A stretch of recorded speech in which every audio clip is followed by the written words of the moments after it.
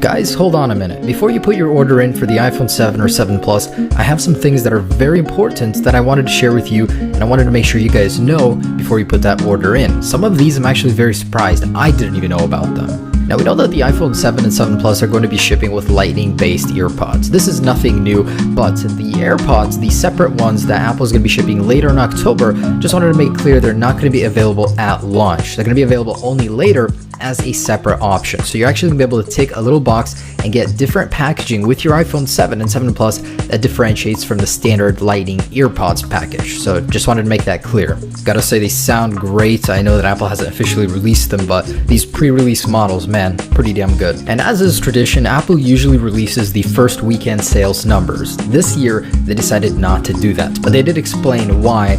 And in this explanation, they actually said that they will completely sell out of the iPhone 7. So if you guys wanted to snag one at launch, this is going to be a pretty crazy release if Apple themselves are expecting to completely sell out. And if you guys wanted to know which is the rarest one, the unicorn is going to be the jet black iPhone 7 Plus in the base 128 gigabytes. So if you wanted to get the rarest iPhone, that is going to be the one. After that, the regular black, then the rose gold, then the gold, and then the silver, as is based on popularity in the past. And yes, that's right, Apple did make the jet black exclusive in 128 and 256 gigabyte configurations. Now this isn't just on the 7 Plus, also on the regular iPhone 7 model, so you're gonna have to dish out a little bit more just for the color. Now this one surprised me completely. So if you guys are buying a T-Mobile or AT&T iPhone, they do not come with a CDMA radio inside. So in the little fine print, you'll notice that these two models will not work on Verizon or Sprint.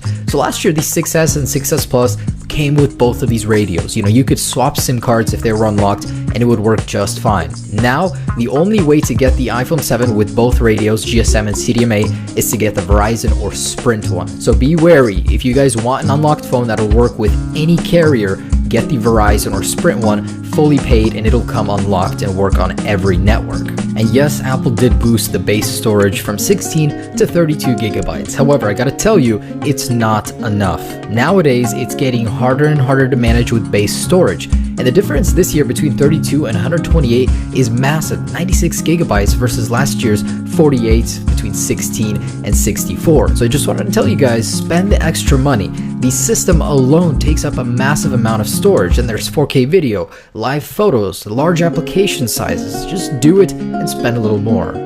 So for the people that are die-hard 3.5mm jack users, it's still possible to charge your phone and listen to music through that port at the same time. Not using Apple's connector or adapter, no, using the actual dock. So you can buy this from Apple. It's nice to hold your phone with, but it also allows for that functionality. Listen to 3.5mm audio and charge at the same time. Now I get it, it's huge, it's clunky, who's actually going to use this? I'm just saying there's no third-party solution right now. This is literally the only thing you can do to solve this problem.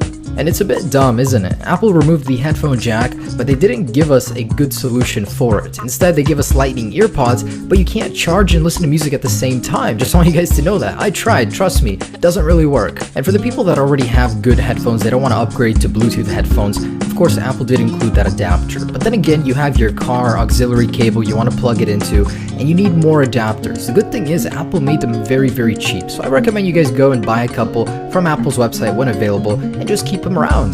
The new iPhone does have a new home button. It is a virtual home button. It's fake. It's not an actual press. So Apple made a new solution to feel like a press, but early reviews are saying it's really not that great. I recommend you guys go and try one in person before buying. And before you get excited, go on vacation and go swimming with your iPhone, keep this in mind. It is water resistant, not waterproof. A lot of people mistake that term. You can't do this. You can't go cliff jumping because as soon as you exert over a meter of pressure onto the iPhone, it's going to take water onto the inside. So it's only suitable for just setting it gently into a meter of water and keeping it there for up to 30 minutes, just like this. Just wanted to let you guys know the difference. Water resistance does not equal waterproof. And if you actually visit the front page of the iPhone 7, on the very bottom, there is a very important disclaimer here. So before anyone gets excited and thinks that Apple is going to protect their iPhone against water damage, that is not the case. Even the Galaxy S7, which has that higher IP68 rating, is not protected by warranty against water damage. So it says here, liquid damage not covered under warranty. not invincible, you still need a waterproof case. And in the same vein, another disclaimer from Apple is that the jet black color is more prone to scratching. So on the same page on Apple's website, you'll actually notice in fine text that it says Apple recommends you use a case if you're concerned about your jet black iPhone being more prone to scratches, which it is. And if you wanted to use an old case with the iPhone 7, it's a hit and miss here. So some of them will work, some won't. If they have a large camera cutout, you're probably good, but really just check with the manufacturer to see beforehand, as I would recommend you guys do get a case right away, especially if you're getting that jet